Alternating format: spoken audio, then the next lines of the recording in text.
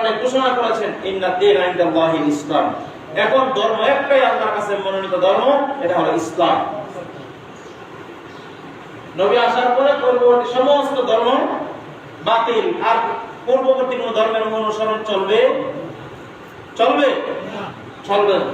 যদি কেউ পূর্ববর্তী কোন ধর্মের অনুসরণ করে ইসলাম আসার পরে, সেই ধর্ম পালন এবং সেই ধর্মের অনুসরণ আল্লাহর কাছে গ্রহণযোগ্য না।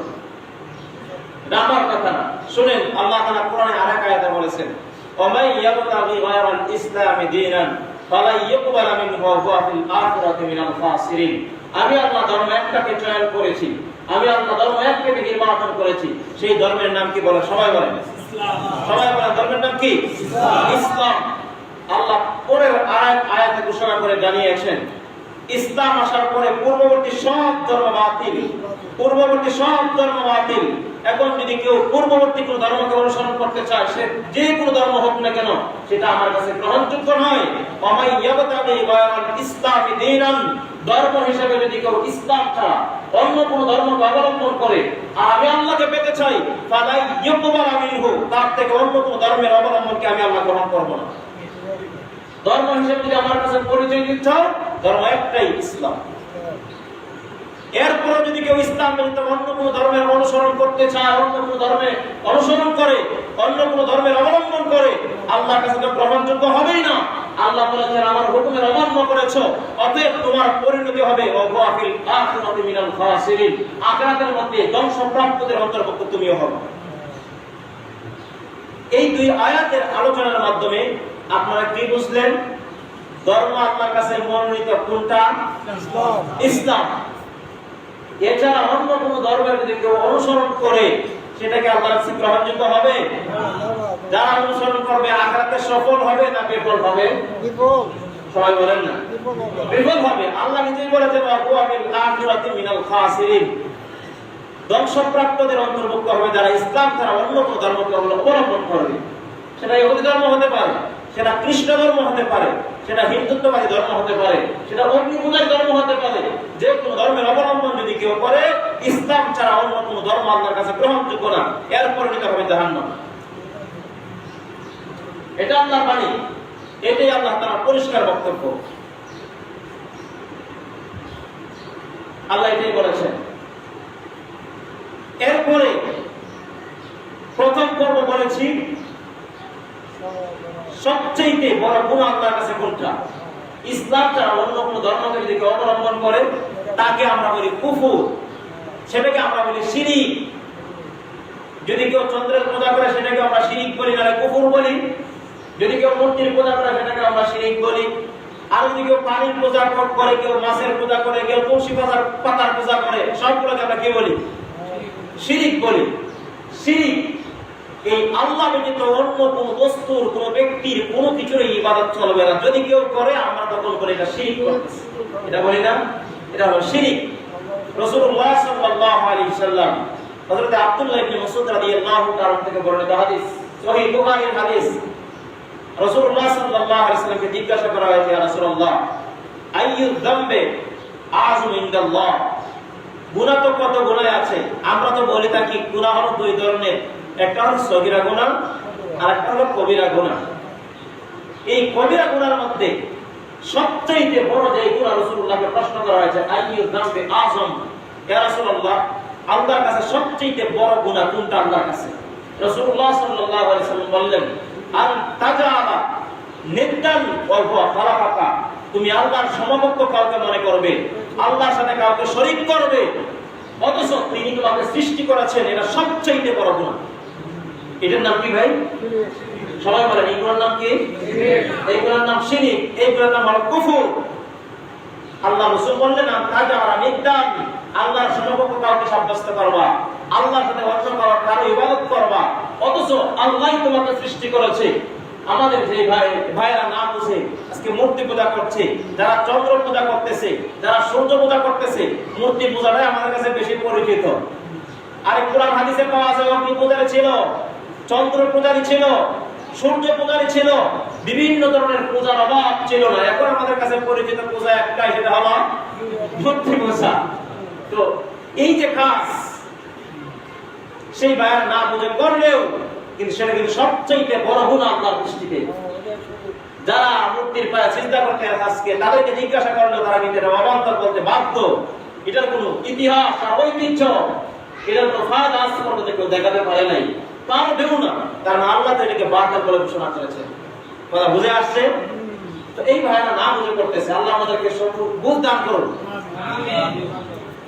অথচ মূর্তি তো ওনাদেরকে সৃষ্টি করে নাই, করেছে রাসূল এটাই বলেছেন, তুমি তার আল্লাহ তারা সাব্যস্ত করবা, অথচ আল্লাহ তোমাকে সৃষ্টি করেছে, অন্য কিছু তো তোমাকে সৃষ্টি করে নাই। খাওয়াইলে তো আল্লাহ তোমাকে খাওয়ায়, বানিয়ে পাঠালে আল্লাহ তোমাকে পাঠিয়েছে। অক্সিজেনের প্রয়োজন আল্লাহই ব্যবস্থা করে দেয়, কাজ করার প্রয়োজন আল্লাহ ব্যবস্থা করে দেয়, মাছের প্রয়োজন আল্লাহ ব্যবস্থা করে দেয়, পানির প্রয়োজন আল্লাহ ব্যবস্থা করে দেয়, অগ্নির প্রয়োজন আল্লাহ ব্যবস্থা করে দেয়, বাতাসের প্রয়োজন সেটা আল্লাহ ব্যবস্থা করে। পৃথিবীতে তোমার যা কিছু প্রয়োজন সৃষ্টি করে না ব্যবস্থা করেন তো একমাত্র আল্লাহই। অথচ তুমি আল্লাহর সাথে শরীক করবা, আল্লাহর সাথে অন্য কারো ইবাদত করবা, এটা আল্লাহর কাছে সবথেকে বড় অপরাধ। কথা পরিষ্কার সবার কাছে? এখন কথা হলো, বর্তমান সময়ের মধ্যে যখন আল্লাহ বান্দা না বোঝার কারণে সবচেয়ে বড় গুনাহ যেটা, সবচেয়ে বড় গুনাহ কোনটা ভাই? বলেন না, সবাই বলেন না। সবচেয়ে বড় গুনাহ তো শিরক। সবচেয়ে বড় গুনাহ হলো শিরক। শিরকের মধ্যে দুইটা প্রকার। শিরকের মধ্যে কয়টা প্রকার? রাসূলুল্লাহ সাল্লাল্লাহু আলাইহি ওয়াসাল্লাম হাদিসে ঘোষণা করেছেন, ইন্না আখাফা মা আখাফা আলাইকুম আশ-শিরকুল আসগার। রাসূলুল্লাহ সাল্লাল্লাহু আলাইহি ওয়াসাল্লাম বলেছেন, আমি তোমাদের কাছে তোমাদের ব্যাপারে সবচেয়ে বড় যে বিষয়টার ভয় করি আমার এই উম্মতের ব্যাপারে, এটা হলো শিরক আসগরের ব্যাপারে ভয় করি। রাসূলুল্লাহকে জিজ্ঞাসা করা হয়, ইয়া রাসূলুল্লাহ ওমা শিরকুল আসগার, ছোট শিরক কোনটা ইয়া রাসূলুল্লাহ? রাসূল বললেন, আর রিয়া। রিয়া হলো ছোট শিরক। আর মূর্তি পূজা, চন্দ্র পূজা, আল্লাহর সাথে কাউকে শরীক করা, এটা হলো বড় শিরক। আর রিয়া এটা হলো ছোট শিরক। তাহলে এই দুই হাদিস থেকে আমরা জানলাম শিরক কয় ধরনের? দুই প্রকার। কয় প্রকার? দুই প্রকার। একটা হলো আল্লাহর সাথে শরীক করার মাধ্যমে শিরক করা, এটা হলো শিরক আকবার, বড় শিরক। আর একটা হলো ছোট শিরক। আর ছোট শিরকের ব্যাখ্যা রাসূলুল্লাহ নিজে করেছেন। রাসূল বলেছেন, আর রিয়া, এই রিয়া হলো ছোট শিরক। আপনারা এই রিয়া শব্দ শুনতে শুনতে এখন এটা বাংলা শব্দের মতো হয়ে গেছে। এরপর আমি বোঝানোর জন্য আবার বলতেছি, আজান অনেকে বলেন এটা বাংলা আজান, ভাই অনেকে বলেন এটা বাংলা আজান। তো রিয়া শব্দ তো এটা এত বেশি আলোচনা হয় আমাদের ময়দানে, তো আমরাও এখন মনে করি এই রিয়া শব্দ যেটা আছে এটা বাংলার মতো হয়ে গেছে, যদিও এটা আরবি শব্দ, যদিও এটা আরবি শব্দ, কিন্তু এটা বাংলার মতো হয়ে গেছে। রিয়া হলো লোক দেখানো। কোন ক্ষেত্রে লোক দেখানো? আমরা আল্লাহর জন্য ইবাদত করব, সেখানে আমরা আল্লাহর সন্তুষ্টি তালাশ করব। ইবাদত তো এই জন্যই করবো ভাই, আর কোন উদ্দেশ্য থাকা যাবে ইবাদতে? আর কোন উদ্দেশ্য তো থাকা যাবে না। কিন্তু আমাদের ইবাদতটা হয়ে যাবে অনেকাংশে লোক দেখানোর জন্য। আমি দান করছি, তখন আমার উদ্দেশ্য থাকবে মানুষ আমাকে দাতা বলবে। আমি হজ করছি, আমার উদ্দেশ্য হবে আমাকে হাজি বলবে, ইত্যাদি ইত্যাদি। এগুলো হলো রিয়া, এটার নাম হলো শিরক আসগার, ছোট শিরক। রাসূলুল্লাহ সাল্লাল্লাহু আলাইহি ওয়াসাল্লাম এই উম্মতের মধ্যে এই গুনাহের ব্যাপারে ভয় করেছেন। সবচেয়ে বেশি গুনাহ এই গুনাহের ব্যাপারে উম্মতের মধ্যে ভয় করেছেন। বাস্তবতা তো এটাই, বাস্তবতা এটাই। আমি আমারটা চিন্তা করি, আপনি আপনারটা চিন্তা করেন। আজকে আমরা যতটুকু আমল করি এর চাইতে বেশি আমরা প্রদর্শন করার চেষ্টা করি। বাস্তবতা এটা ভাই। আমল যদি অন্যকে দেখানোর জন্য, অন্য ভালো বলবে, অন্য মানুষ আমাকে বাহাবা দেবে, এই জন্য যদি আমল করি, তাহলে সেই আমল আল্লাহর কাছে গ্রহণযোগ্য হবে না। বরং এই আমল করার পরে আপনি কি হবেন ভাই? গুনাহগার হবেন, বরং ছোট শিরকে লিপ্ত হবেন। বাস্তবতা তো এটাই। আজকে আমাদের এই গুনাহের পরিমাণ কিন্তু বেশি বেড়ে গেছে, বেশি বেড়ে গেছে আমাদের এই গুনাহের পরিমাণটা। এক বেচারা হজে যাচ্ছে, তো বেচারা ঘর থেকে বাইরে হওয়ার সময় সেলফি তুলতেছে, এবার হজে যাওয়ার জন্য দোয়া চাচ্ছে। আলহামদুলিল্লাহ, ভালো কথা, আল্লাহ আপনাকে হজ কবুল করো। এই তো কাজ শেষ হইল, মাত্র বাড়ির বাহিরে আসা, এবার প্রাইভেট কারে উঠবে, বিমানবন্দরে যাবে, এখানে এসে আরেকটা সেলফি, ভাই আমার হজ দিয়েছে দোয়া চাই, এখানে এসে শেষ হইল। বিমানবন্দরে নাই আমারও সেলফি, আরে বিমান উঠতেছে তখন আমারও সেলফি, বিমানের ভিতরে ঢুকে আমারও সেলফি, মাত্র নামছে এয়ারপোর্টে গিয়ে হবে তখন আমারও সেলফি, মাত্র ইহরামের কাপড় পরিধান করতেছে আমারও সেলফি। এগুলো কি হজ না নাটক? এ ভাই এগুলো কি? এটার নাম হলো রিয়া, এটার নাম হলো শিরক আসগর। এই ইবাদত আপনি আল্লাহর জন্য করেন নাই, আল্লাহর জন্য করলে এতবার সেলফি তোলার প্রয়োজন হতো না। বেজার হয়েছেন নাকি?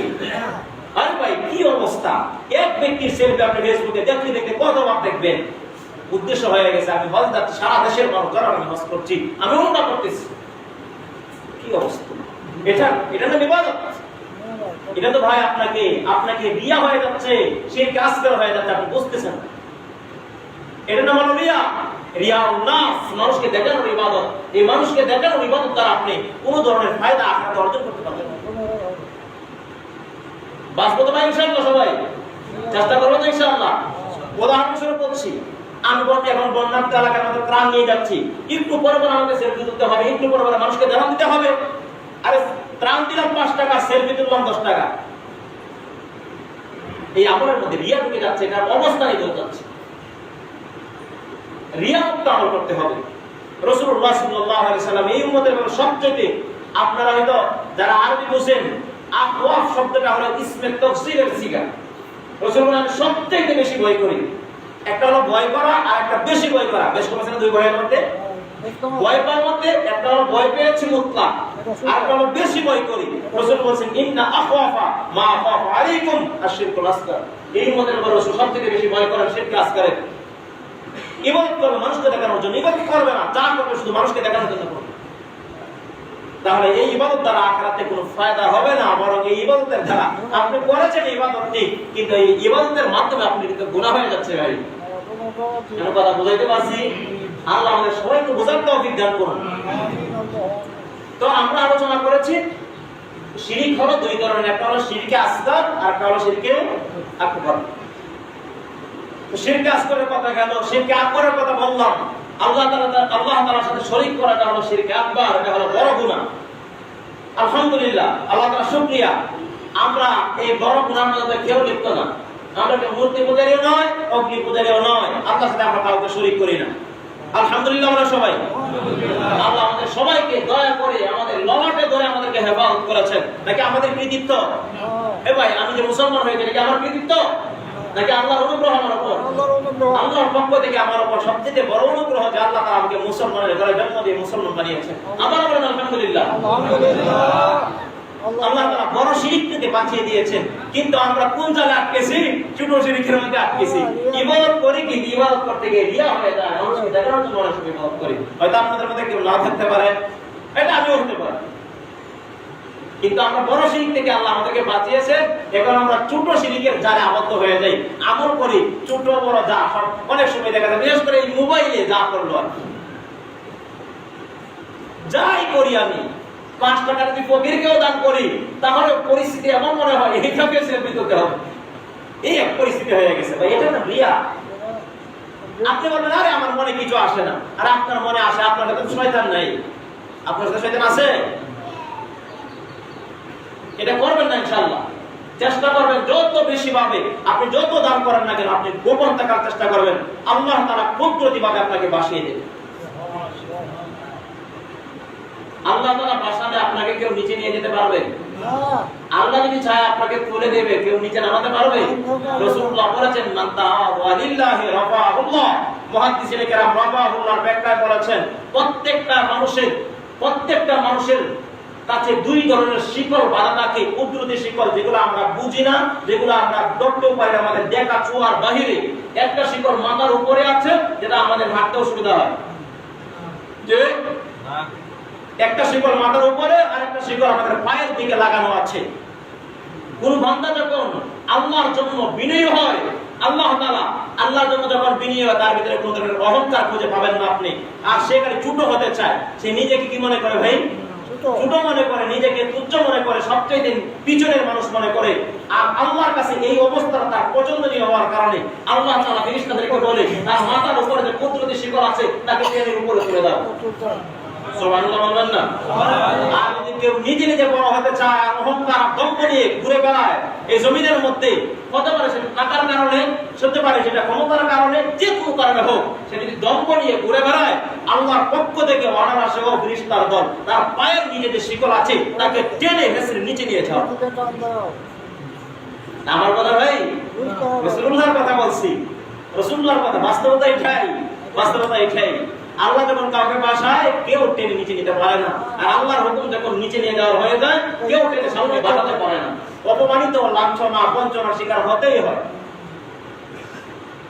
তো এই জন্য আমি কাজ করবো, ইবাদত করবো, কার জন্য করবো ভাই? আল্লাহর জন্য করবো। প্রশ্ন হলো আপনার